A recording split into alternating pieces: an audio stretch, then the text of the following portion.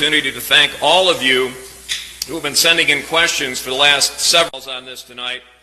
Also, all of you checking in online at KOAA.com, thegazette.com, and thestatedebate.com. And of course, I want to take this opportunity to thank all of you who have been sending in questions for the last several weeks. Without your help, this would not be possible as well, and we've tried to cull them down to the most important issues we believe that are facing Coloradans this election cycle and get some straight answers from our candidates here this evening. Great opportunity again to hear directly from the candidates, so let's meet them. First of all, in the race for Attorney General, directly to my left, Republican George Brauchler, District Attorney. His Democratic challenger and former Deputy Assistant Attorney General Phil Weiser. Phil, welcome. Next to them and running for your state treasurer position this year, Republican candidate and businessman Brian Watson. Brian, welcome. And he is running against Democrat and State Representative Dave Young. Dave, welcome.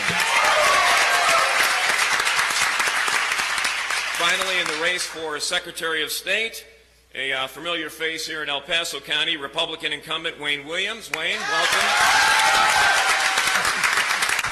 And his Democratic challenger, Attorney Jena Griswold. Jena, welcome to El Paso County as well. I'd also like to introduce our panelists who, along with myself, we will all be asking questions of the candidates. My co-anchor at News 5, Elizabeth Watts. And again, our very important partnership with the Gazette this time around, along with the El Pomar Foundation and their political reporter. You know him, you love him, Joey Bunch, right there. And just to give you an idea of how this process is going to work, over the next 90 minutes we'll be alternating among the candidates. So basically, we'll be asking questions of the Attorney General candidates, then the State Treasurer candidates, then the Secretary of State candidates, and just keep rotating through. Some of the questions will be specific to those individuals. Others will be general questions about the position itself as we move forward. They will each have a minute and a half to answer. But again, we do have a little flexibility. I will have some discretion here. If we need to have something clarified or a follow-up question, we will have that opportunity to ask the candidates to clarify, or if we feel that a question has not been answered, follow up. Again, I want to let everyone on the panel know our timekeeper right there in front. Can everybody see him okay? He will be giving you 30-second cues, correct? And then 10-second cues. And then stop. And we all know what that means, don't we? All right, so there are no opening statements, so we're going to get right to the questions. How about that? Huh? All right. And we are going to start with Joey Bunch from the Gazette. Joey? Well, first I'd like to thank everybody for being here. Ms. Griswold, gentlemen, we hope this is a lot of fun for you, but not too much fun. So let's dive right in. Mr. Weiser, Mr. Brauchler, both of you bring different experiences to this race. You know, Mr. Weiser in academia and regulatory, Mr. Brauchler in the courtroom. Which is more important to the job of Attorney General? Let's begin with Mr. Weiser, please. You have 1 minute and a half. First, let's give it up for Kyle Hybl, 8 years distinguished service in the Seaboard of Regents.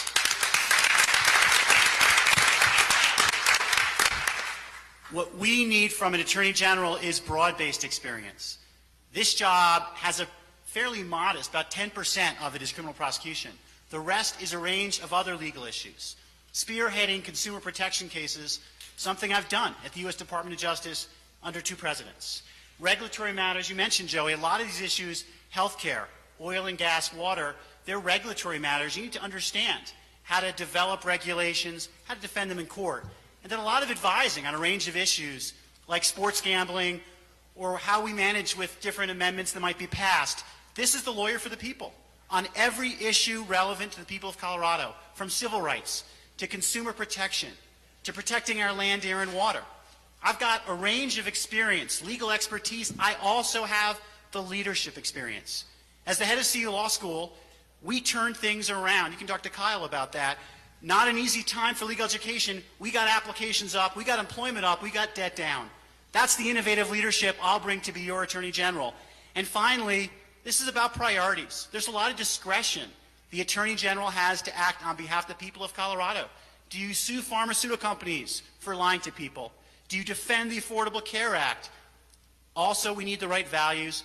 I bring that legal expertise. I bring that leadership experience. I bring the right values. Mr. Weiser, thank you. And let's now move on to Mr. Brockler again. What's more valuable for an Attorney General, the courtroom, the administrative, regulatory experience? You have a minute and a half, sir. Listen, the state of Colorado is about to hire a lawyer to represent it. It's the top lawyer for all of state government, except for the legislature. And anytime you're going to hire a lawyer, you should demand to know what experience that person has acting as a lawyer, especially in the state of Colorado with Colorado's laws. Now, I think it's too myopic to suggest that I've only had prosecution experience or courtroom experience, and there's no doubt I have buckets of that. But I've also been a criminal defense lawyer. I've beaten my own office in trial. How awesome is that? I don't even think John Suthers can say that. I'm not sure, but I don't think so. I have been a civil plaintiff's lawyer. I have been a civil defense lawyer. I have represented victims of crime. I have represented people who were wronged by companies and individuals. I have been a chief of military justice, not just here at Fort Carson, but deployed where decisions were far more difficult in Tikrit, Iraq. I've been a regional defense counsel. I've handled cases at every single level of government, municipal, state, federal, and military. But it's not just me saying that having considerable litigation experience is important. If you go to the Attorney General's website right this minute from your phones, and you can do this, if you look up any of the posted Assistant Attorney General positions, they all require significant courtroom experience and litigation experience. And you're talking to an Army colonel who has led a team of 90 prosecutors for 6 years. I'll do this job for us. Mr. Brockler, thank you. We're going to move on to the state treasurer race. Elizabeth, we're going to start with you. I know we had a specific order here, but if you would direct your question to Mr. Young first. Elizabeth, go ahead. All right. This is actually for both of you, if that's all right, Mr. Young and Mr. Watson. What plan do you have to identify and appropriately collect? I'm so sorry. I'm nervous. This is my first debate. Okay. Sorry about that. It does that to And women. he's very intimidating. Okay. What plan do you have to identify and appropriately collect online and retail sales taxes from Colorado businesses? Why is this important? Isn't it a nice tax break for consumers who shop online? Mr. Young, go ahead. You have a minute and a half, sir. Thank you, and thank you for the question, Elizabeth. Actually, this is an issue that has come through the court system. The Wayfair decision, I think, is what you're talking about at this point. And it really falls not in the Treasurer's office as much as it does in the Department of Revenue. I do think that the issue that we have seen play out is the fact that when there are not taxes collected in the state of Colorado for those that are shopping online, it does present an unfair advantage to those local businesses that in fact are required to do that. So I do believe that it's important that we solve this problem. The courts have spoken. It is going to be within the purvey of the Department of Revenue to actually carry this out, and I think work is going on right now. We have interim committees in the legislature that are working on it. Thank you. So I want to thank the Alpamar Foundation for hosting us, and I want to thank every single person who showed up tonight. It means the world to us as candidates. Absolutely, this is not an issue for the State Treasurer's Office, but one of the things the State Treasurer does get to do is speak about financial matters on behalf of the people of Colorado. And so I'm a big believer that government should only do what the people cannot do for themselves, and we need to ask some very discerning questions of what should be on that list. As it relates to sales taxes specifically, I think government does need to look at this idea of creating a more level playing field for competition, because it is unfair if you are spending money on bricks and mortar in a local community trying to create jobs and opportunity and paying your proportionate share of taxes, and somebody who's shopping online is not. And so we have to remember that this has to be about people first, and we have to make sure that it has an even level playing field for competition to thrive and to grow.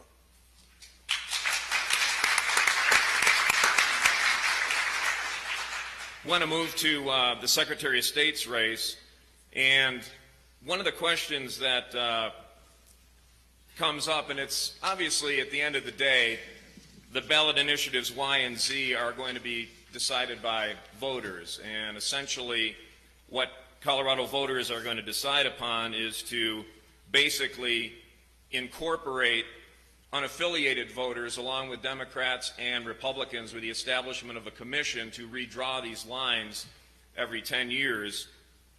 But as the Secretary of State, and first, Jenna, I'm going to direct this question to you. What are your impressions as to where this state needs to go in terms of redrawing these lines, and more importantly, the incorporation of parties not normally associated with redistricting? Well, thank you for having us here. It's such an honor to be here, and that's a great question. I support Y and Z, and what that does is take redistricting and drawing our local maps out of the hands of politicians. No one wants politicians to draw their own maps, and it puts it in the hands of a commission that's representative of our state, for Democrats, for Republicans, and for unaffiliateds. And how we choose those people, it's a really complicated way, but it makes sure it's really fair. And I support these measures because, number one, it will make sure that racial gerrymandering is prohibited in the state of Colorado. I think that's important. And it makes sure that we have geographical representation when we're drawing those maps, that we have different people's voices heard. So it's definitely a step in the right direction.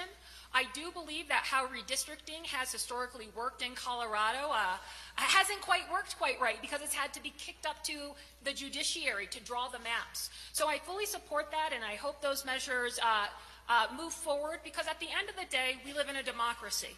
And just like voting, just like petitioning, when we draw the maps, we want to make sure that every eligible person, whether you're Republican, whether you're independent or a Democrat, has their voices heard, both in voting, both in petitioning, and then how we elect our elected leaders. Thank you.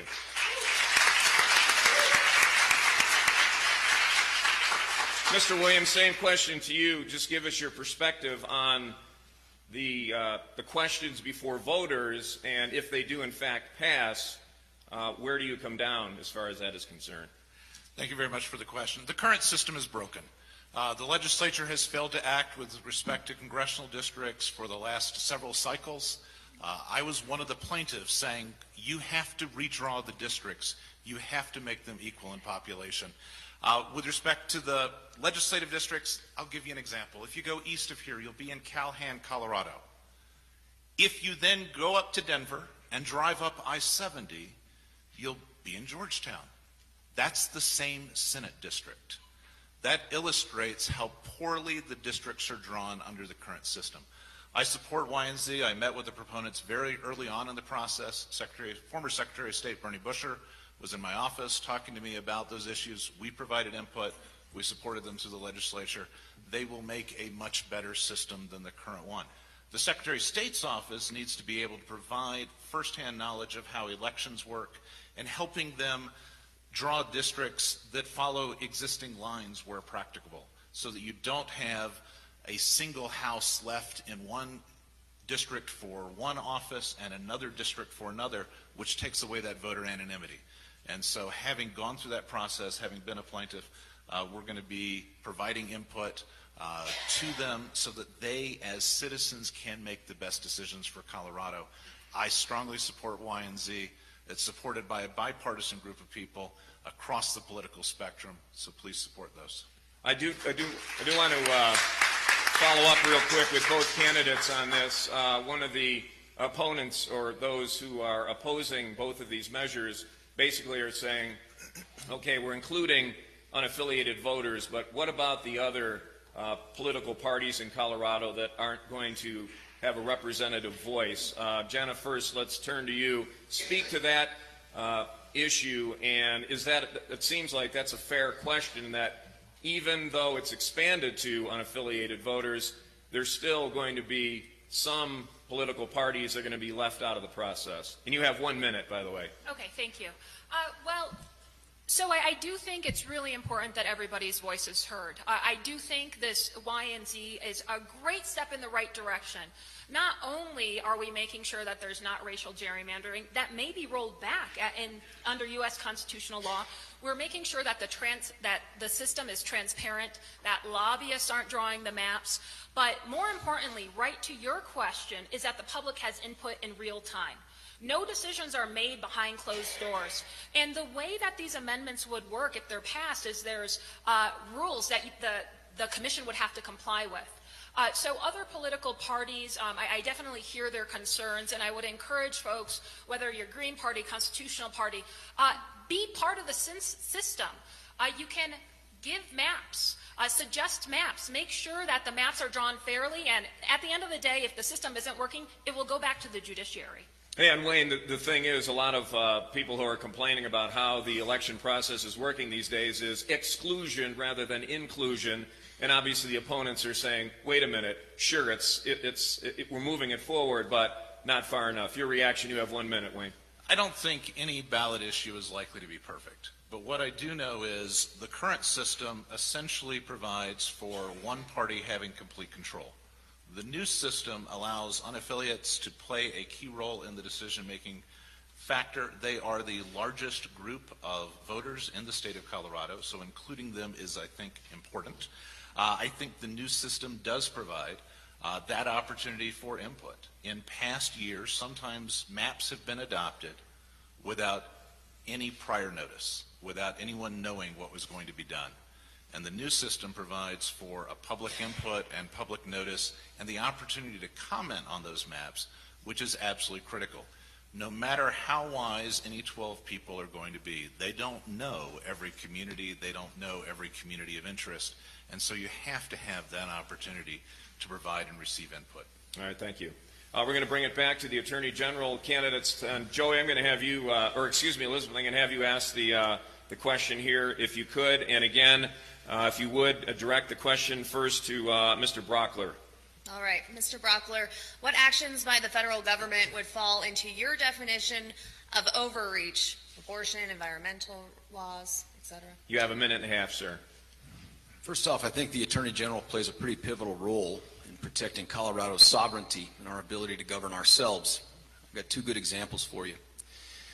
Under the last administration, through an EPA rule concocted by bureaucrats 1,500 miles from here, something called Waters of the United States was sought to be imposed on top of Colorado, which would have hijacked about 93% of the jurisdiction over our precious water, maybe our most precious resource. It was incumbent upon the Attorney General's office to push back on that and seek to retain control over those waters through a simple definitional change that the EPA wanted to force on us through a law they couldn't get passed by Congress because it was too radical. But under this administration, I tell you too, I was not a fan of Amendment 64. I didn't support it, but 55% of us put it in the Constitution. And as a prosecutor for 1 million Coloradans, I shifted to the idea of defending and supporting the spirit of that law while protecting us from all the ills that flow from it, and that includes our burgeoning black market marijuana grows. But despite our local attempts to regulate recreational marijuana, we have heard more and more about a federal government that may want to come in over the top of us and impose its will on us on this issue in which we have decided how to govern ourselves. And as Attorney General, I will push back on that too. I care not which party has the White House. I care not who's there. I'm not here to protect anyone's legacy. I'm here to protect the state of Colorado. Thank you. Thank you. Mr. Weiser, if you'd like to speak directly to Amendment 64 and the overreach of the DOJ that some argue, or other areas, where do you feel that your office, you individually, must push back? I have a simple test. Is the federal government doing something that's illegal, and does that action hurt Colorado? Unfortunately, right now, there are several examples. This is a point of disagreement between the two of us. One that I've heard about again and again is the Affordable Care Act, which protects people with pre-existing conditions. And I've talked to people who this protection, it's a matter of life and death for their kids. It's what's protecting them from bankruptcy. This is unthinkable to me. A law passed by Congress, upheld by the Supreme Court, not being defended and enforced by the Federal Department of Justice. We have a choice here in Colorado. We can have an Attorney General who protects us, who stands up for people with pre-existing conditions. That's number one. Number two, on the census, it is the case that the Constitution, I clerked at the Supreme Court for Justice White and Justice Ginsburg, both of whom said, carry a copy with you. You never know when you need it. Here's what the constitutional clause says. We need to do an actual enumeration of the whole population, including everyone. But right now our federal government is trying to ask the question for political purposes, whether about your immigration status, to intimidate people not to be counted. That'll hurt Colorado.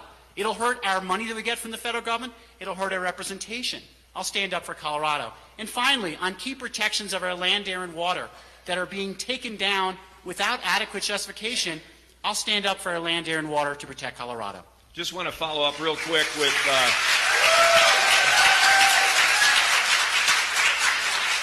Let's try to keep the applause down. You're taking time away from your candidates. Just throwing that out there. We say that every debate, so there you go. All right. Just putting it out there.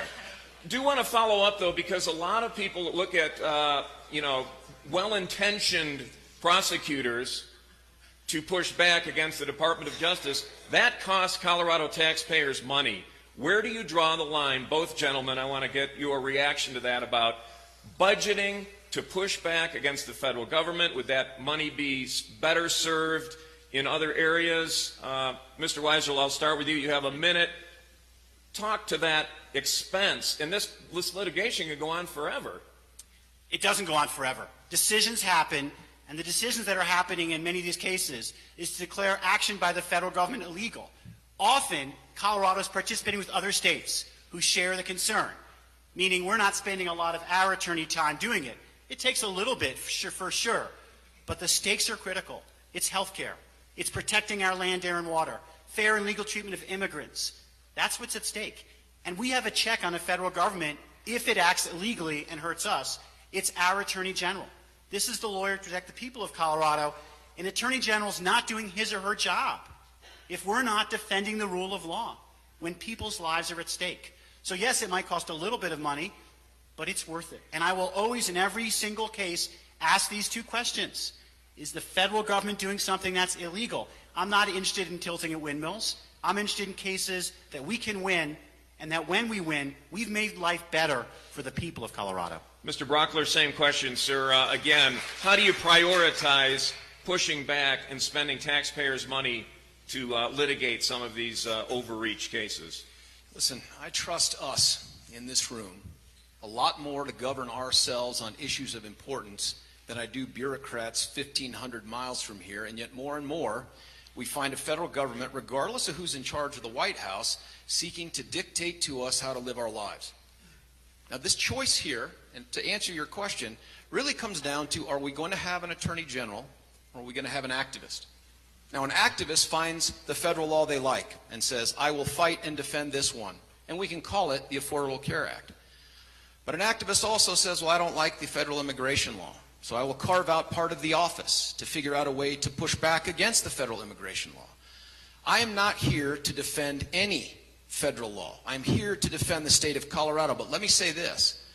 That Obamacare, I wasn't a supporter of it, but it was congressionally passed, presidentially signed, and Supreme Court approved. And I think it's incumbent upon the U.S. Attorney General to have to defend that law whether we like it or not. Thank you. Move to our treasurer candidates.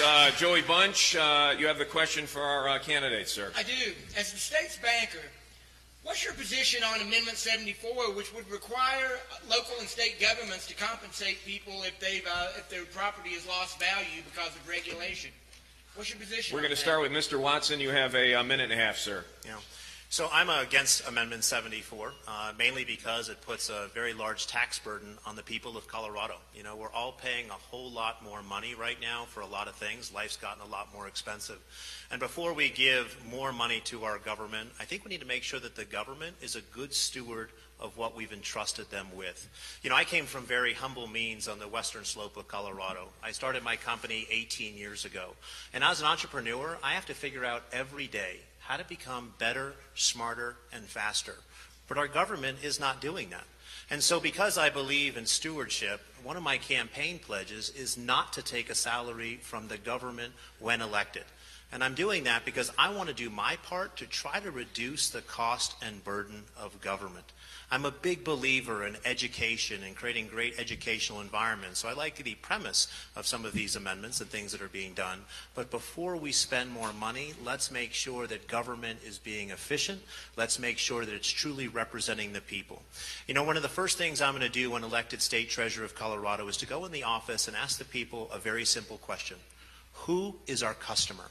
Because some people believe it's lobbyists and other politicians and things like that. For me, and the office that I will run and commit to you, you are the customer, and the people of Colorado should be served every single day. Thank you. Mr. Young, again, you heard the question from Joey. You have a minute and a half, sir. Well, thank you. I am also against Amendment 74 for similar reasons. I believe it's going to present a very serious burden on taxpayers across the state. But I come at it from a different point of view. I've been a member of the Joint Budget Committee for the past 4 years. I've been a representative for the Greeley area for the past 7. And I've had a deep experience and deep understanding of the complexities of the state of Colorado and its finances. And this experience has actually informed me that we have a financial crisis in the state of Colorado that we need to sort out. We have a crisis in the state of Colorado when it comes to K-12 education funding. We've cost shifted our finance problem on higher education to the backs of students and their families on higher tuition and force them to take loans out. So this kind of an amendment, in fact, creates problems for people across the state, and it really puts a burden on them when we already have a pretty significant burden facing them funding these funding crises that we have. I'm ready to start day one because of my experiences as a legislator and particularly on the Joint Budget Committee. I am ready to begin working on the problems that face us as a state and work with leaders and others across the state and our taxpayers to ensure that we're actually moving our state forward and investing right here in Colorado so that we can move our state along. I want to do a quick follow-up for both of you, but 30 seconds really. What tweaks, if any, as it exists now in terms of the ability to sue when these types of circumstances occur, would you favor? Do we need to move forward in some different way? Mr. Watson, I'll start with you. Not perhaps as far, obviously you believe that 74 goes too far, but is there some tweaking to that ability for people to find recourse legally in these circumstances? Well, that may be a question better for the Attorney General candidates, but I'm not an attorney. I'm a business person and a private sector person who wants to serve in government. But I always believe that we should empower the people to bring forth their cases as they see fit. And so if that's allowed, so be it. But again, a lot of these issues, they do resolve in our state legislature, and we need to make sure we have the spine to address these issues. These are not issues that are just going to go away by ignoring them or kicking the can down the road. I really want to see great leadership again, representing the people of Colorado. Mr. Young? Well, thank you. I actually had an experience of working in this area in the 2 sessions ago. I carried a bill on forced pooling that was designed to actually give our property rights owners more power to understand the process of takings that they might be involved in.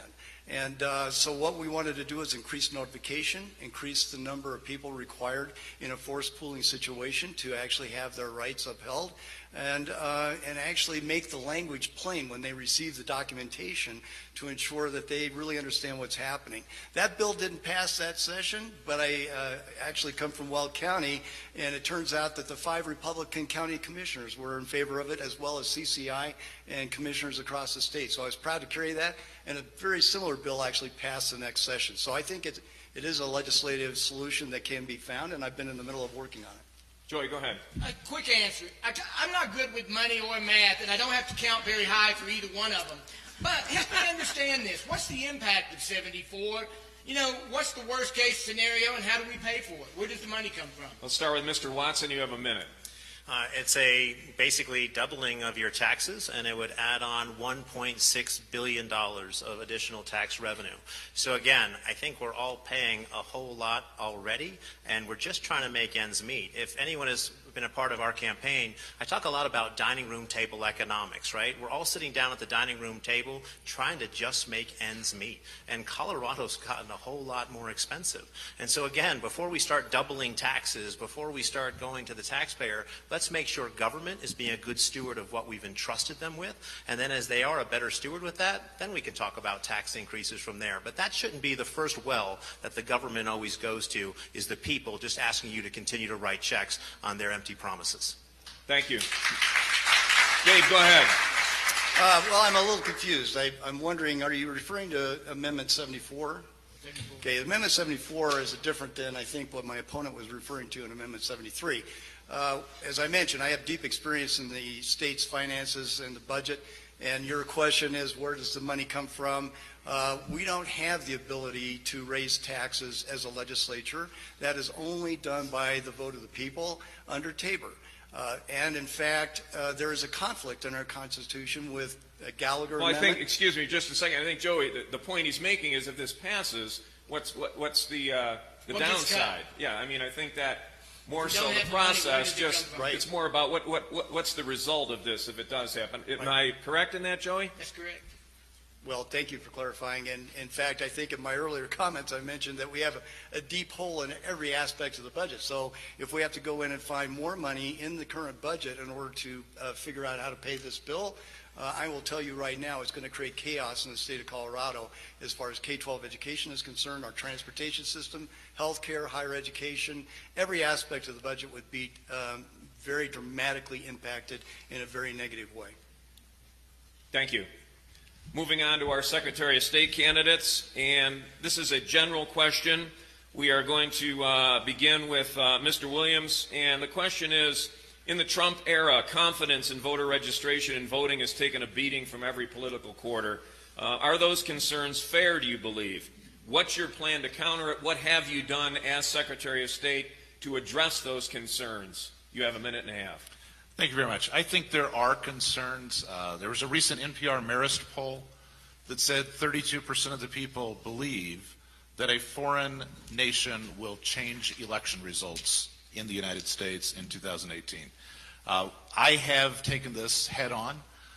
As the Secretary of State for Colorado, I adopted new election standards that require a voter verifiable paper ballot with respect to every vote that's cast. I then added the nation's first full risk limiting audit, where we compare the way the paper ballot was cast with the actual cast vote record from the voting machine, the tabulation machine. So that's why we can tell you in Colorado that nobody in Moscow and nobody in Beijing and nobody anywhere else in the world changed a single vote in the state of Colorado. I think conveying to people the importance of the security precautions we've done has helped us significantly address this issue. Colorado has the highest percentage of registered voters in America. We have the highest percentage of people voting because of the confidence in our system and the ease that we've made it to vote. And I'm proud of that record and happy to address those issues.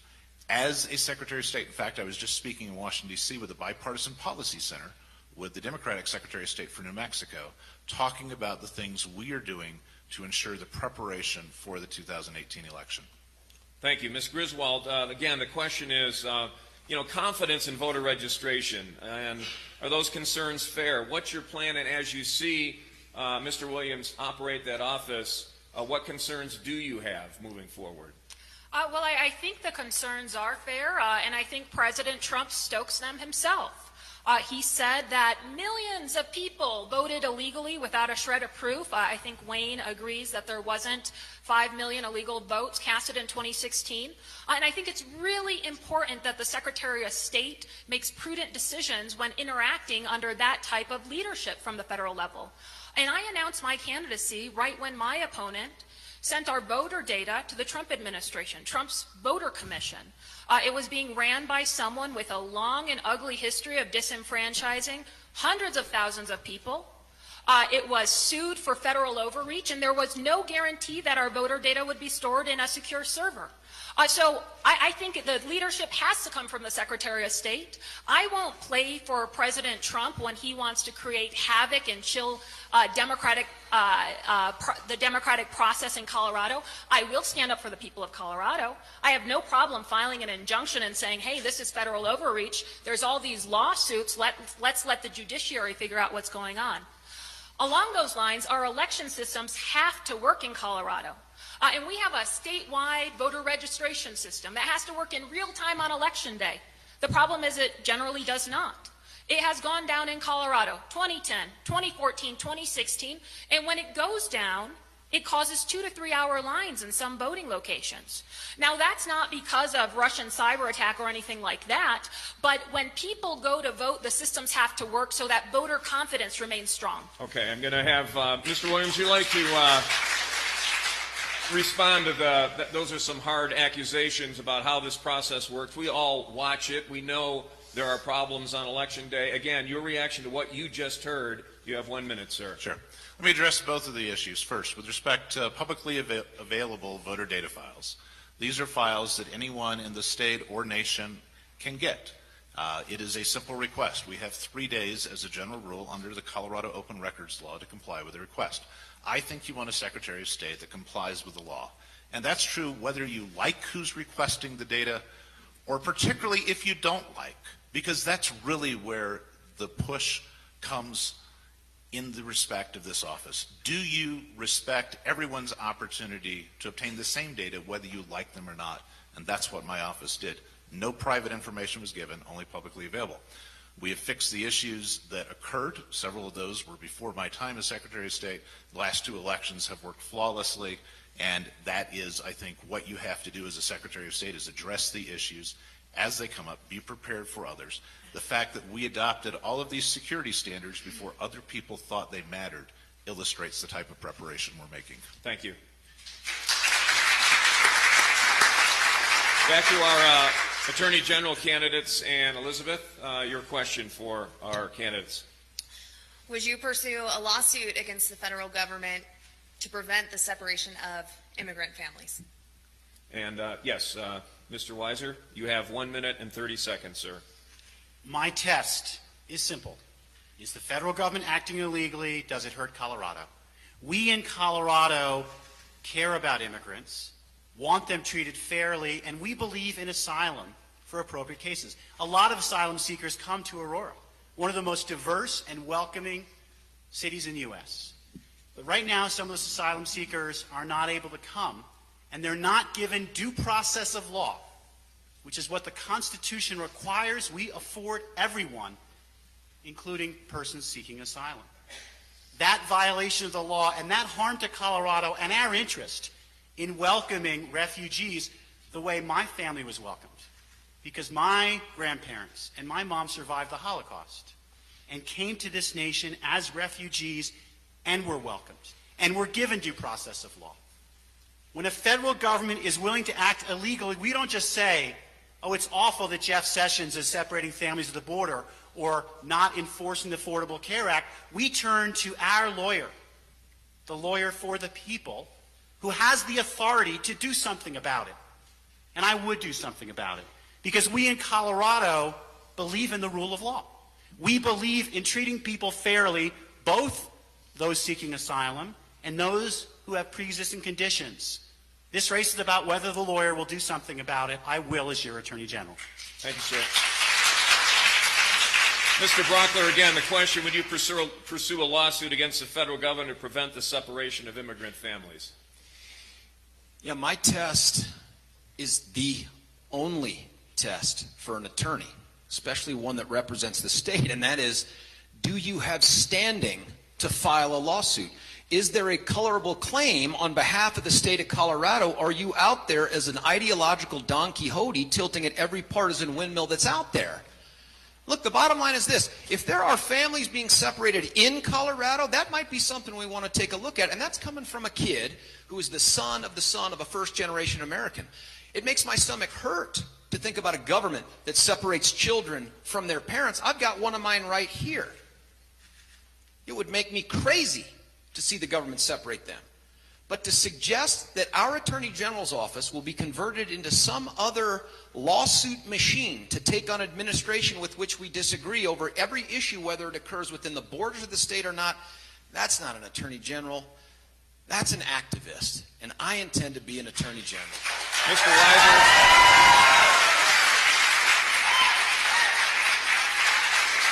I believe he just referred to you as an activist and a lawsuit machine, or at least pursue that.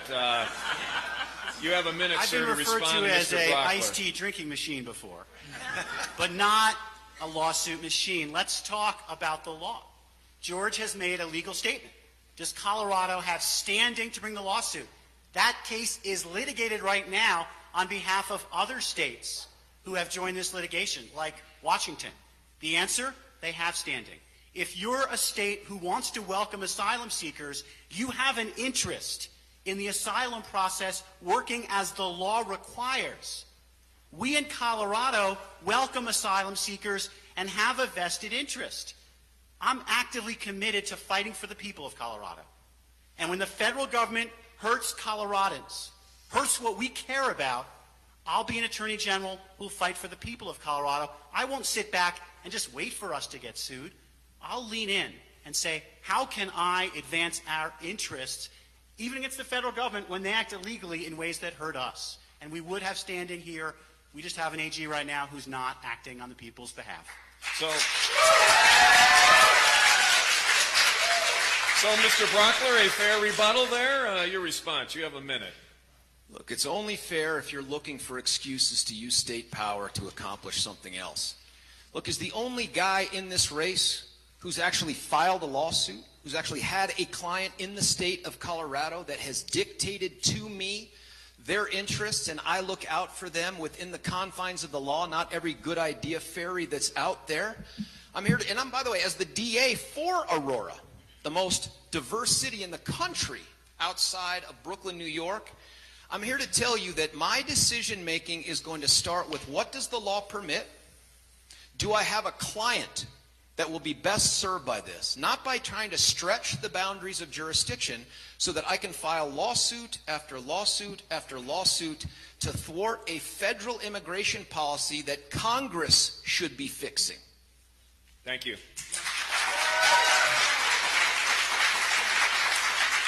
Back to our candidates for state treasurer, and this is a... Oh, Rob, I had a follow-up question. Go ahead, yes. Based on what I just heard, I'd like to ask a philosophical question of you two. Because I'm hearing a lot of talk about politics tonight, and maybe that's because we've got an election coming up. But I think a lot of Americans are concerned about the Supreme Court and the political influence of the court system. And I'm starting to worry about, and if I'm on the wrong side of politics, am I also on the wrong side of the law? Are you guys going to adequately represent members who aren't, or people who aren't in your party? Let's start with Mr. Weiser. You have a minute and a half, sir. Joe, you're right. We witnessed recently the statement that the Federal Justice Department should only prosecute people of the party not in power. We witnessed one of the more polarized Supreme Court nominations we've seen. We in Colorado have to rise above this. I was just talking about what Lincoln said in his second inaugural address, with malice towards none and charity towards all. We need more empathy in our politics. I want to spend as much time with people I don't agree with as with people I do. What Roy Romer always taught was that all truth is partial. None of us see all of the truth, whether we're talking about immigration, oil and gas, or consumer protection.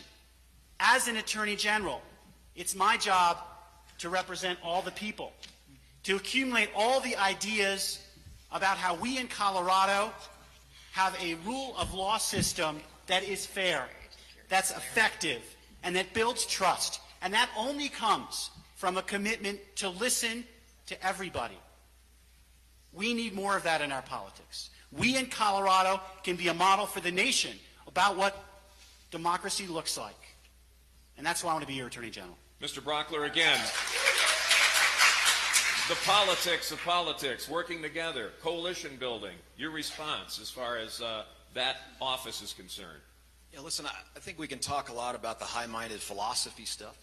We can talk about the things that we have done with the massive discretion that we have in our positions that highlight that.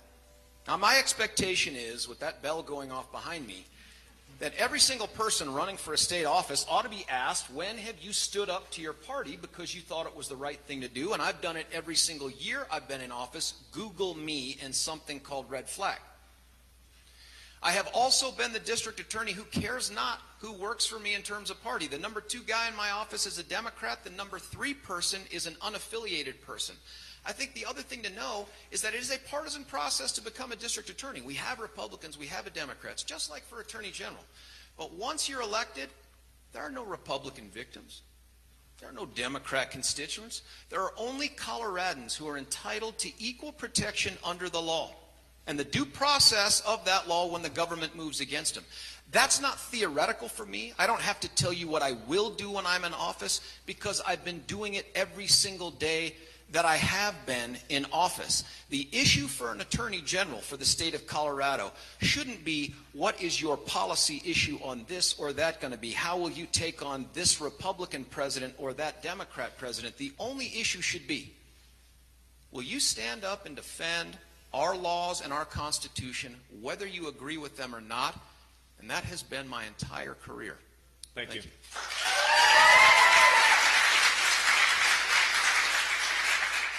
Let's move to our treasurer candidates again, and the Great Colorado Payback. We're going to talk about that. It's always in the headlines for better or worse. The bottom line is it reunites rightful owners with lost cash or property, if you're not familiar with this.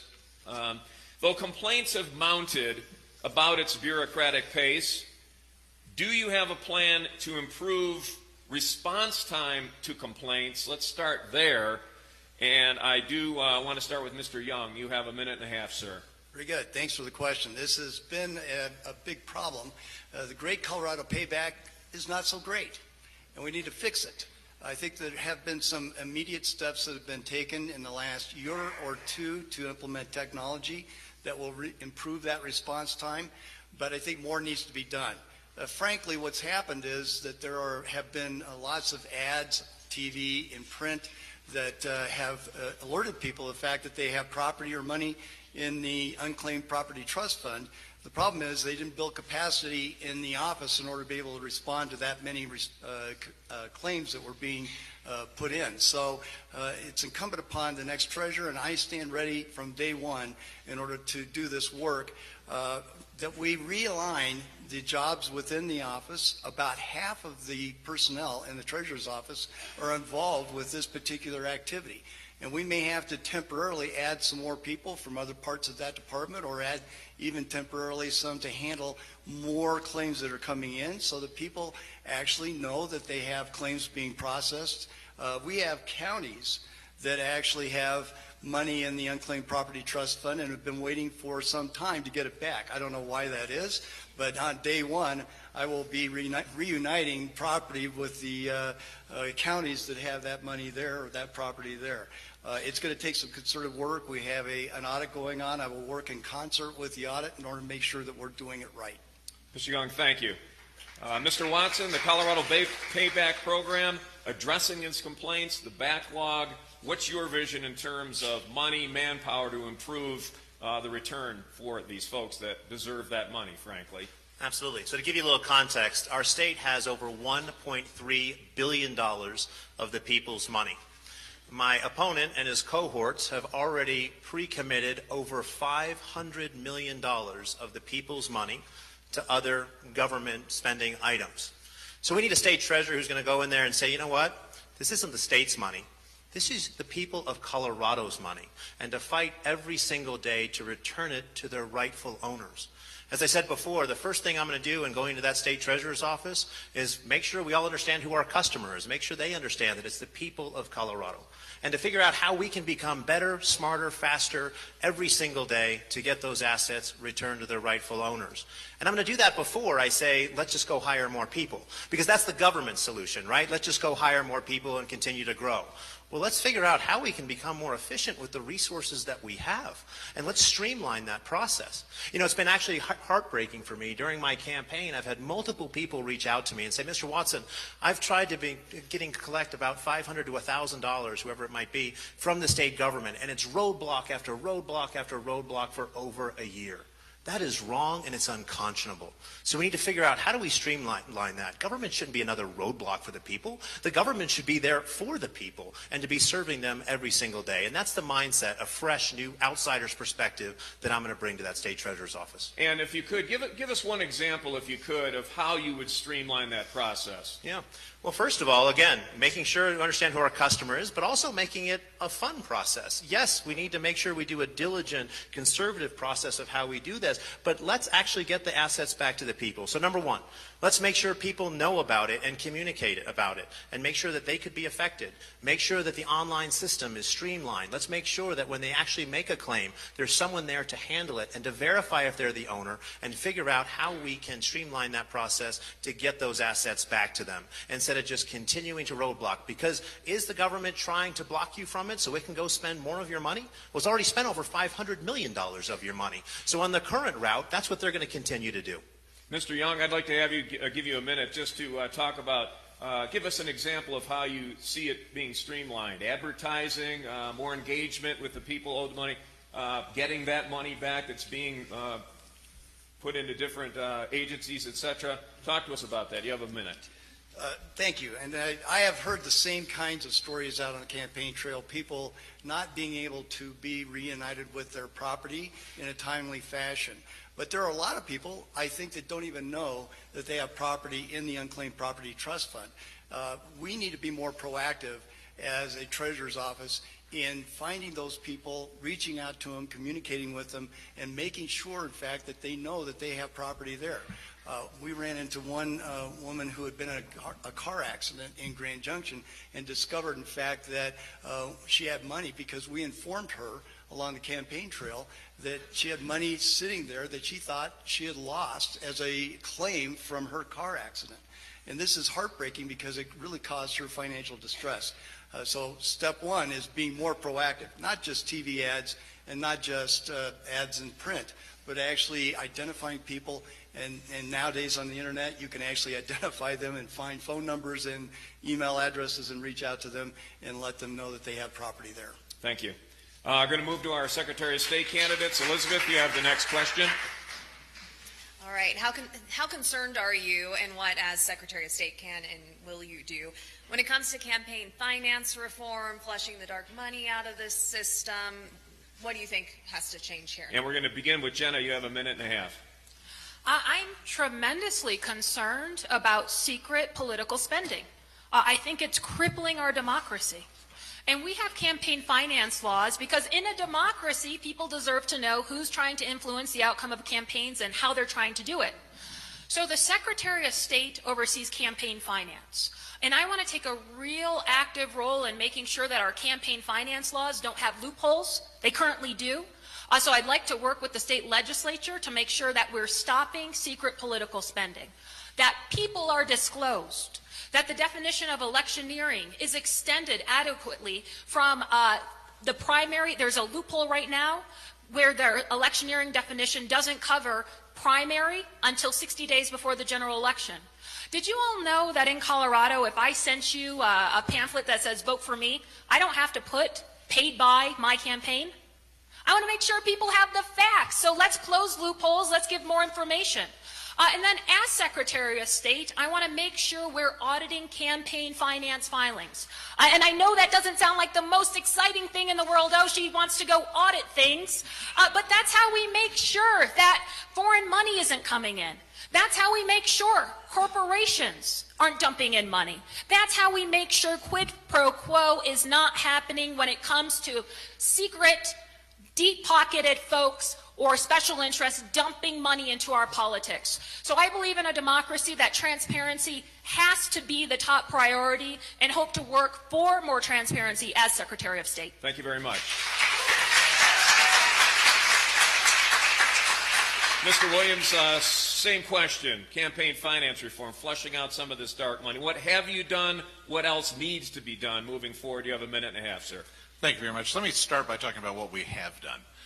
We have worked to address and improve Colorado's campaign finance plan.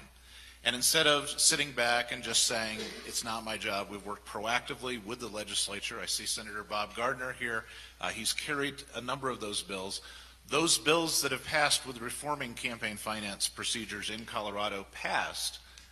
They are 2 of the 25 bills my office has successfully passed through a bipartisan way through the legislature, getting support from a Democratic House and a Republican Senate, and signed by a Democratic governor. So we've improved campaign finance systems already in Colorado, but we didn't stop there. When a federal court struck down the constitutional enforcement plan, I met with lawyers from both the Democratic Party and the Republican Party to adopt new regulations to provide for a quicker and more transparent way of addressing campaign finance issues that have arisen. That got support from both parties, so again, working together to get that done. And then it also makes it a quicker process. So instead of lingering on, we immediately respond. Instead of waiting for an administrative law judge, we immediately contact the campaign and say, please fix this. We have been successful in doing this. It is working much better. The reporting deadline we halved so that you actually get quicker responses and you actually get the transparent disclosures you're supposed to. Thank you very much. I skipped Joey Bunch. Joey was supposed to ask the last question. That's right here, Joey. That's okay. I'll start. Would you like me to start with the Attorney General? Yes, yes, I would. You know, you're reading my mind, my friend. Yes, we're going to go back to our Attorney General candidates, and please, go ahead. Let's talk about marijuana. 3-part question. Would you defend our industry against the federal government? How could we improve these laws? And can your opponent roll a better doobie than you? Take those in any order you'd like. What's a doobie? Oh, the Doobie Brothers. Ah, that's the doobies I know. That's what we're calling you two. In all seriousness, we are going to begin with Mr. Brockler, a minute and a half. Joey, clarify the question. A marijuana cigarette. Yes, I know.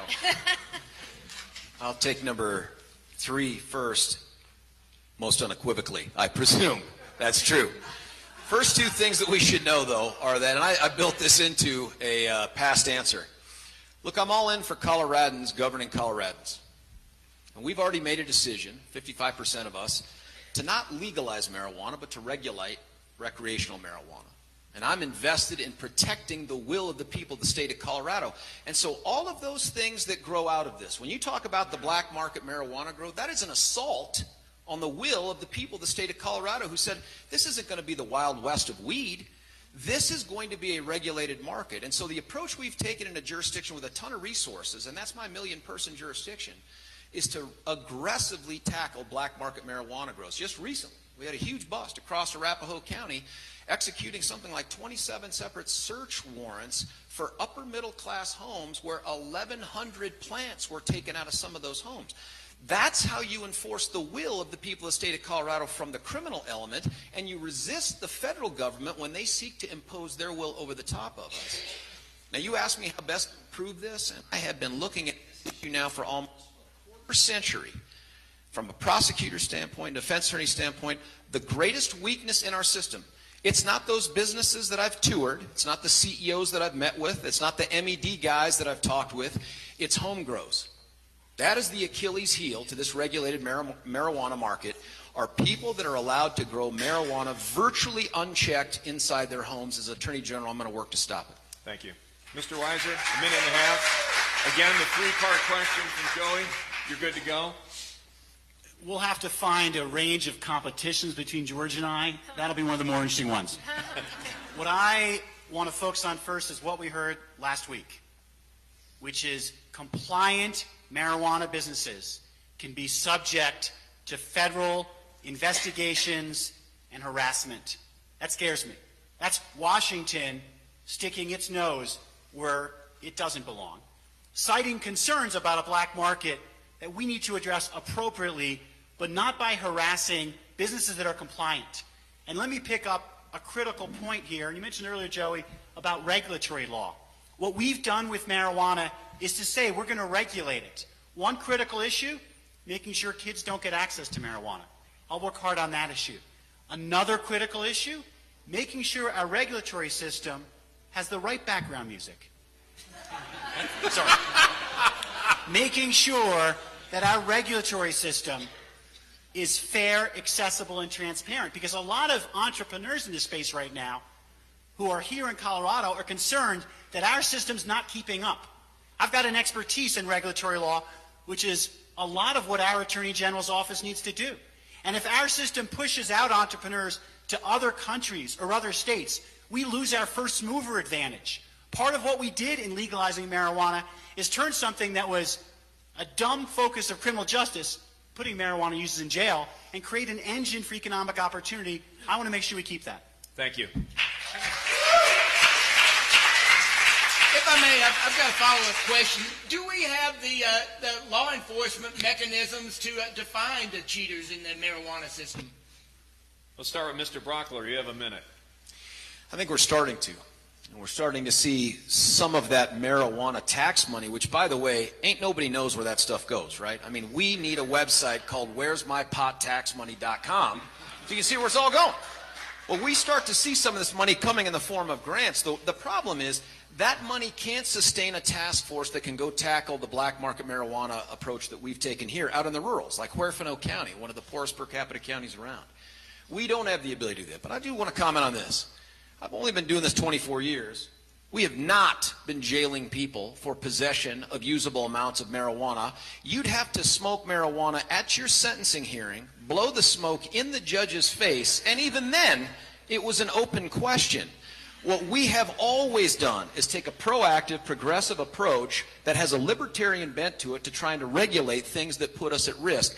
And let's make no mistake, no matter what we do to enforce the regulatory marijuana market, there is a greater risk to our kids out there. That came with the amendment. Thank you. Mr. Weiser? First, as to the criminal justice system of marijuana, talk to those people with records today for using or selling marijuana. Let's see about expunging those records. Because we've decided it's not a crime anymore. People who were punished for it, we need to give them the opportunity of not having that on their record. And as for tools, we need more tools, creative ones, to make sure that these regulatory approaches that keep marijuana away from kids, that has proper labeling, and make sure it's used properly and not into the black market, we've got to work on that. That's a creative challenge, the sort of creative regulatory challenge I've worked on over my career, including in 2 administrations and in the White House. This is what we in Colorado can do. Be a model for the nation on marijuana, on water, on oil and gas. These are hard problems. We can face them together. Mr. Brockler, quickly, about expunging the records, where do you stand on that? Yeah, look, right now we have a vehicle for that. It's called a pardon, that a governor with guts has the ability to use as often as they'd like to, based on almost any standards that they set. The problem with taking the approach that now that we have legalized a certain element of previously criminal conduct is that it doesn't take into consideration things like plea bargains off of larger cases. And I'm telling you this, it is one thing to have been convicted of possessing usable amounts of marijuana. It is another thing to be a drug dealer and to be a distributor of a controlled substance. That can't be a matter of automation. It can't be a matter of mandate. That has to be an individual case review process. And whether we change the law or not, you should know the governor can do it right now without any further incentive from us. This is a big deal. Criminal justice reform matters to me in a big way. I have written op-ed pieces about it and published in the Washington Times. I've talked about it with the NAACP in front of groups. This piece right here is important, but it's not fixable with a mandated automatic law. Thank you. Elizabeth, you had a follow-up. Right. You were talking about protecting the kids, and one thing that we keep covering is vaping and juuling, and that's the next big thing. You know, the big tobacco thing. All these kids are becoming addicted to vaping and juuling. Is there anything that you could do in our state to protect our state's kids from that? Start with Mr. Weiser. You have a minute.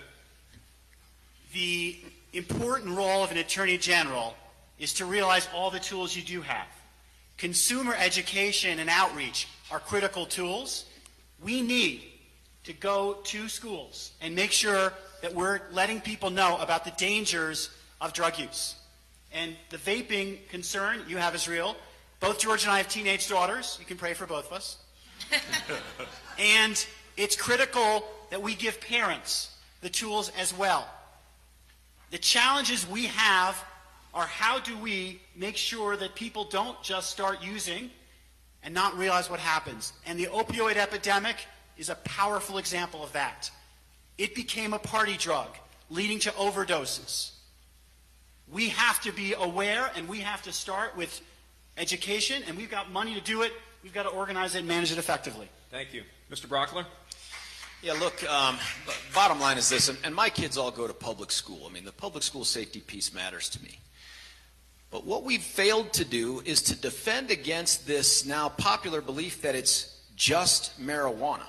That permeates juries when they try to decide whether or not is someone under the influence of marijuana when they go careening down our highways that we can't protect ourselves from.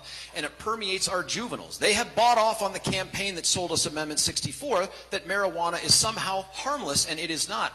I was told the black market would go away when we passed Amendment 64. We know it's only been professionalized. We know that instead of low-potency street swag sold behind the 7-Eleven down the street, it's this incredibly potent, having nearly psychedelic impacts on kids' minds. My concern is, if you don't arm law enforcement with more tools to punish those who give marijuana to our kids outside the law, we're going to have a generation of Jeff Spicolis from Fast Ridgemont High before we figure out what we've done wrong here.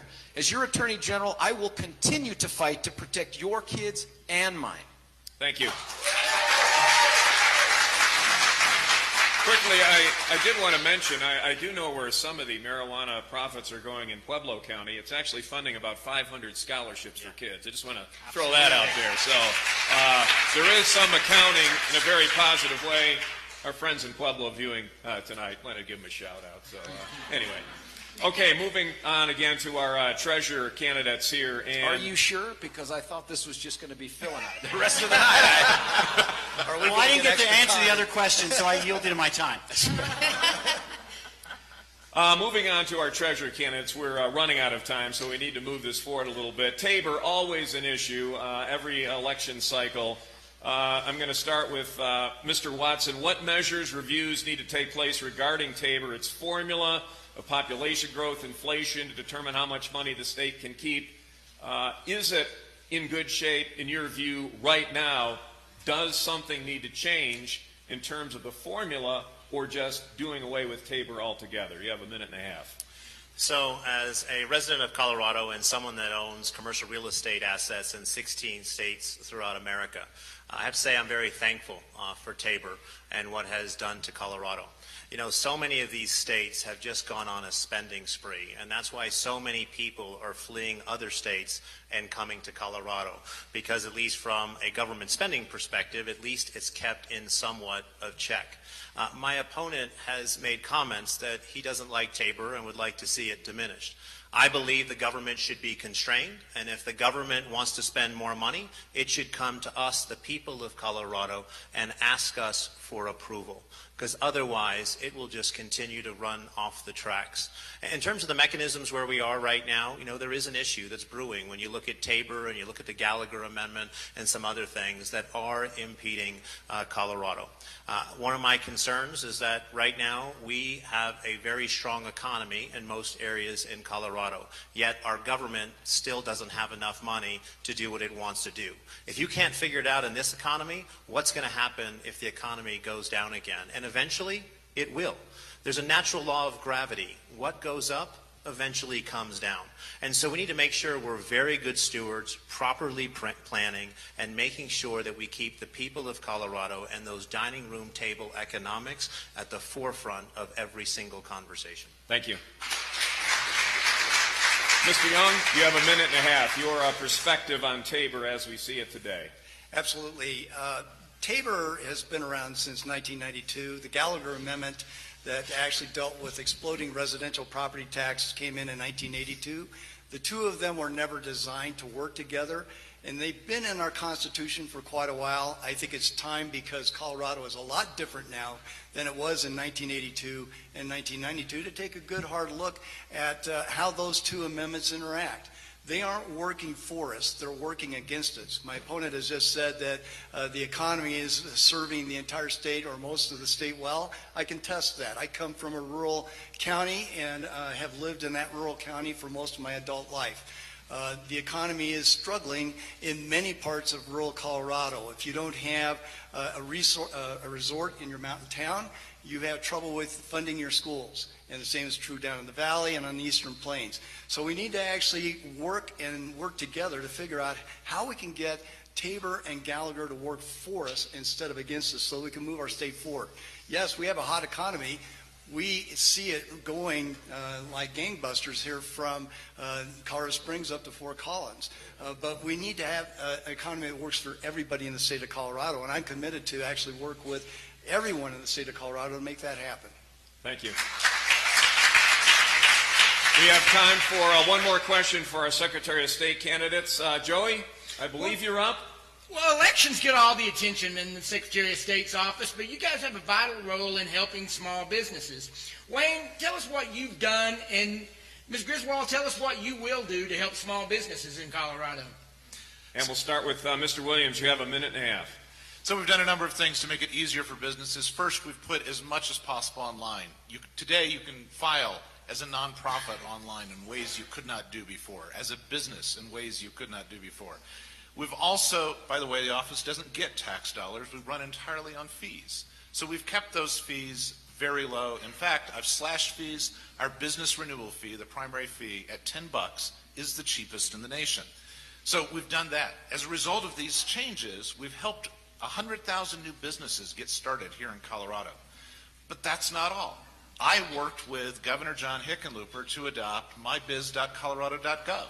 So now, instead of having to go to each of the state agencies separately, you can go to a single site that walks you through not just my process, but also Department of Revenue, Department of Labor and Employment. So making it easier for businesses than ever before in Colorado. We also answer the phone. So I had a wonderful letter from the San Luis Valley Animal Welfare League telling us that they appreciate having things available online, but they said something unique for government. They said, when we call, you answer, and your staff is, and I quote, invariably helpful and cheerful. That's not something every government can say. Thank you. Jenna, you have a minute and a half. The Secretary of State's employees are wonderful, and I do think Wayne has taken big steps in the right direction when it comes to helping small businesses. But I think there's more that we can do. I grew up very working class. I'm the first person in my family to go to four-year college and then law school, and I own a small business. And one of the things that I know is true is that you don't know what you don't know. So say you start your business for a first time and you say, okay, I might need an LLC, I might need a business entity. You find your way to the Secretary of State's page, and it's easy to register a business. But you might not know that MyBiz Colorado is sitting out there on another page. You might not know that there's workman's comp you have to opt in or opt out, all the local regulations, unemployment insurance. All that has to be streamlined right where you register your business so that every Coloradan, when they're opening their business for the first time, really has the tools they need to succeed. And that's what I would hope to do as Secretary of State. Along those lines, I do believe that this office and this election comes down to leadership. And when we're talking about the election sphere of the Secretary of State, I believe it's the Secretary of State's duty to make it easier for eligible people to vote. And look, my opponent has executed the laws. He's fought against proposals that make it easier. Universal mail-in ballot. The fact that you receive a universal mail-in ballot, Wayne fought against. Same-day voter registration. Sorry, there was a text message out there. And I would say he fought against the DHS resources that helped us secure our cyber and provided cyber resources after our elections were targeted. I plan to take a different approach and make sure that we're fighting for Coloradans, making sure eligible people can vote, and fighting to double down on our cybersecurity in elections. Thank you. Thank you. Had to give her a few more seconds, you know. I mean, the message. And, you know, I forgot to tell you to turn your cell phones off, people. That's mine right here. Anyway, thank you all. We had an opportunity to get as many questions in as we can. We didn't have any opening statement, but we are going to have a closing statement from each of the candidates, 2 minutes each. So we're going to start where we end where we started. And so I flipped a coin earlier. There's the coin right there to prove my worth, and we're going to start with the Attorney General candidates. Mr. Weiser, you have 2 minutes. Thank you all for being a core part of our democracy. We need informed, engaged citizens to understand the differences that different candidates will bring. Your lawyer gets to exercise a lot of discretion. Does your lawyer sue local governments, or does your lawyer work with local governments? Does your lawyer protect your access to health care or sit on the sidelines? Does your lawyer take on pharmaceutical companies who lie to people, causing the opioid epidemic, and bring home a settlement to bring more drug treatment? Those are important questions. I want to be your Attorney General because I believe that my experience working in the Justice Department, spearheading consumer protection cases, at the Supreme Court on important issues of constitutional law, here in Colorado, the University of Colorado Law School, as a professor and as the dean, we've got a range of challenges, and I believe, whether it's marijuana, oil and gas, or water, we can get through them together. And we need an Attorney General who leans in to work on these issues, bringing all the tools in the office. We've talked about them. Sometimes it's bringing a case. I've done that. Sometimes it's working on regulations. Sometimes it's legislation. Sometimes it's making sense of the laws we have. This is hard work, and there are 500 people in the office, and what we need is someone who brings initiative and innovation and energy and a commitment to protecting people. It's the people of Colorado who together need to chart what issues, what values we want our lawyer to lead on. I've put all this on my website, philforcolorado.com, even an easy contrast page to look at what these issues are. And my request of all of you is to show this country what democracy looks like. Respectful discourse, listening, and voters making a decision. Thank you so much for being a part of that. I'd be honored to have your support. Thank you. Mr. Brockler, you have 2 minutes. You have 2 minutes. Priorities. Go Buffs, baby. Beat those Trojans. Come on, man. We got to have that today. That's right. I see Kyle wanting to clap. Listen, I'm a Colorado kid. Grew up in middle-class Lakewood. What drew my parents out here from the East Coast all those many decades ago was the promise of opportunity, of family, of community, of personal responsibility. I got married here. I had all my kids here. I buried my mother here. I am an attorney here, other than my time on active duty for 24 years, standing up and fighting for clients of all kinds on all kinds of legal issues. Everything that's important in my life is within the borders of this state. And when I tell you that I want to be your champion, I want to be the person that defends Colorado and Coloradans from all those who would seek to harm us under our laws, internal and external. I don't say that as a matter of philosophy or perspective thinking. I say that as a matter of my entire history as an attorney in this great state. Now, I'm going to do something crazy here and yield back to you some of this time. But before I do, I want to leave you with this. No team hires as its team captain someone who's never played the sport. No country promotes to its army's general someone who has never seen battle. Even if that general won't pick up a rifle and storm the front lines, they'll be in charge of the ones that do. If you trust me with your vote, if you honor me with your vote, I promise you, you will get my best. And I promise you not to do what I think you want me to do. I will do what you have told me I can do with your laws. Thank you very much. Thank you. Thank you, gentlemen. Good luck. Let's move on to the State Treasurer's Office, and we begin with Mr. Watson. You have 2 minutes. Well, I want to thank the El Pomar Foundation again, and for each and every one of you showing up, whether in these seats or on the TV. You know, I want to encourage all of you, regardless of your political affiliation, go out and do a job interview and decide who's best for that office, who has the experience. I'm the only statewide candidate that grew up in the Western Slope, in the little town of Olathe, known for its sweet corn. And everything about the Western Slope is in my blood. An appreciation of grit and stewardship and hard work. A love of the outdoors and hunting and fishing and all those wonderful things. In fact, my mascot is my horse Apache. I went to school up in Boulder, go Buffs, and started my company 18 years ago from nothing. And I've been blessed and fortunate in building it up to over $1.3 billion of assets around the country. For almost 2 decades, every single day, I'm looking for the best investment alternatives and try to get the best investment returns for my investors. Well, I want to bring all that business and investment experience to the State Treasurer's Office to make a positive difference, because I really do believe that experience matters. You know, one of the things we didn't talk about tonight was PARA, and we should, because to me, PARA should not be a political and partisan issue. It should be a people issue. It's people like my sister, who's a school teacher up in the Boulder Valley School District, and every single day she's working really hard, and she hopes that there's going to be a pension plan for her and for her family. And that not only affects the 600,000 people depending on PARA, but also all of us in Colorado, because we're spending $230 million a year in interest payments alone on PARA. We can't afford another career politician looking for the next paid political job. This stuff matters. We need someone who's going to go in there, who's going to figure out how to become better, smarter, faster for government, to remember who the customer is, the people of Colorado, and someone who's going to be a true statesman. I have no desire to be a politician. They're interested in their own skin in the next election. I want to be a statesman, someone who cares about you and is going to have the spine to do something about it. Learn more at brianwatson.vote. Thank you very much. Dave Young, you have 2 minutes. Thank you.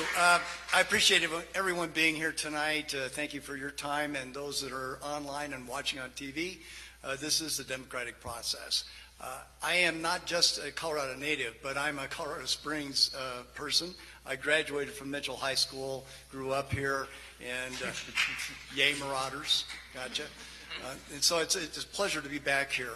Frankly, ended up going up to CSU and getting my undergraduate degree in mathematics, but did go to CU to get my master's degree, so it's all good. I landed a job teaching in 1975 in Greeley. I taught math, science, and technology at a junior high, which was great preparation for the legislature, by the way. And, you know, I love that job. It's heart and soul for me, and it's what I deeply care about.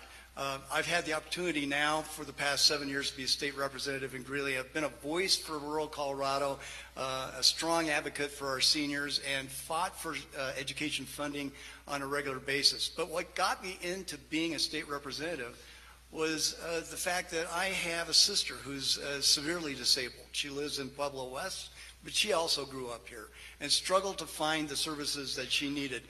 And I could see that she wasn't the only one that was struggling to get those services. So I actually ran to fix a system that was mistreating our most vulnerable. And that's a big section of the work that I've done in the legislature. I stand ready today, based on the work that I've done in the legislature, and particularly on the Joint Budget Committee, from day one to take charge of the Treasurer's Office. I will be there full-time every day, providing the oversight that is needed in that office. I won't have my attention split because I'm still running another business. I will give my entire full attention to the office, and there's a reason why it's an elected position. You want to be well represented. I have 7 years of representing everyone across the state of Colorado, and I look forward to doing that as your next state treasurer. Thank you. Finally, our Secretary of State candidates, and General Griswold, you have 2 minutes. Well, I grew up in rural Colorado, and I grew up very working class. You know, my mom, when we were growing up, would work 2 jobs, and we would still have to go to food banks. So I started working the summer after 7th grade and saw that a lot of Coloradans were struggling. That's why I went to college. That's why I'm the first person in my family to go to a four-year college. That's why I went to law school. And that's why I know how important it is for every eligible Coloradan to have their voices heard and their vote to count.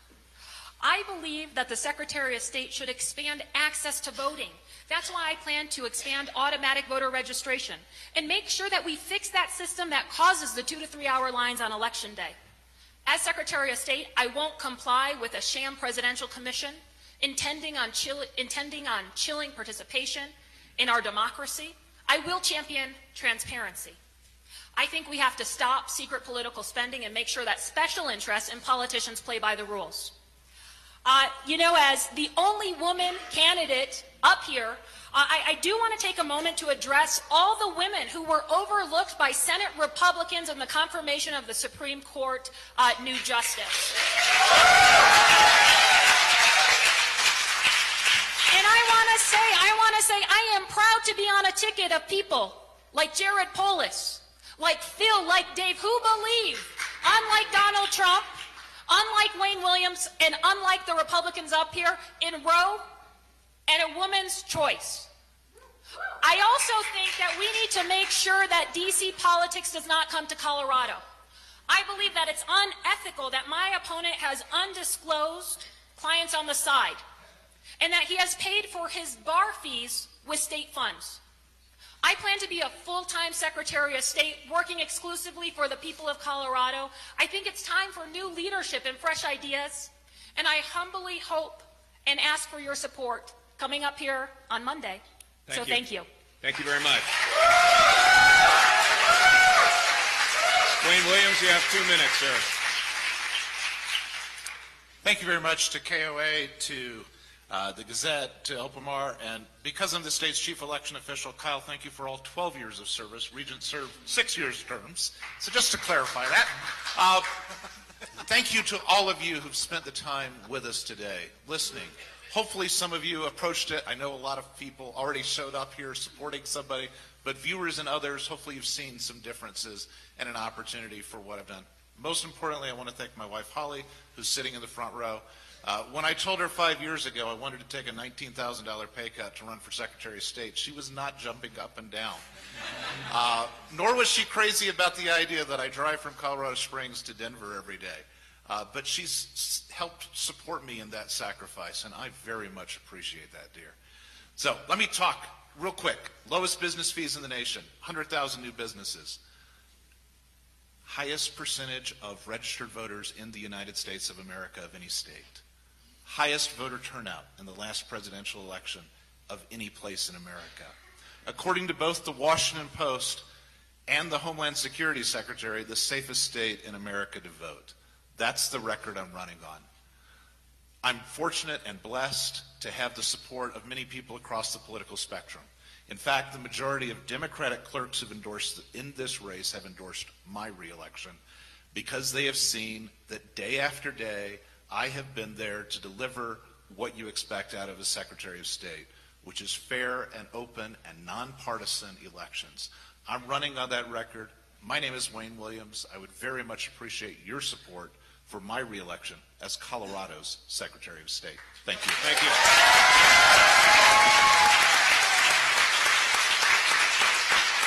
Again, we want to thank all of our candidates. Phil Weiser, George Brockler, thank you very much. Brian Watson, Dave Young, thank you. Jenna Griswold, Wayne Williams, thank you. We also want to let you know that we're going to take a quick time out here for about a half an hour. We have the governor's debate coming up at 6 o'clock. That will be an hour, by the way. Again, for those of you who might be leaving or those of you tuning out on television, again, ballots go out next week. Remember that. Need to register by October 29th. If you have a change of name, address, what have you, of course, stay with News 5 for all your election coverage, results and reaction on election night. We're always watching out for you, just want to let you know. And by the way, I want to thank our production crew. They did a heck of a job, but there's more to come. The big ticket item coming up at 6 o'clock. Again, thank you all for your patience.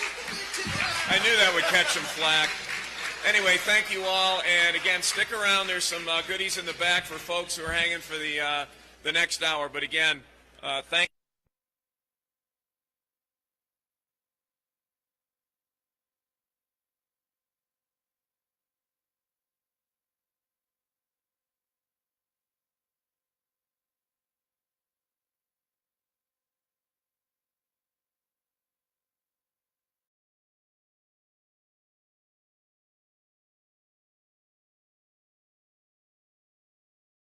Who will you choose to lead Colorado?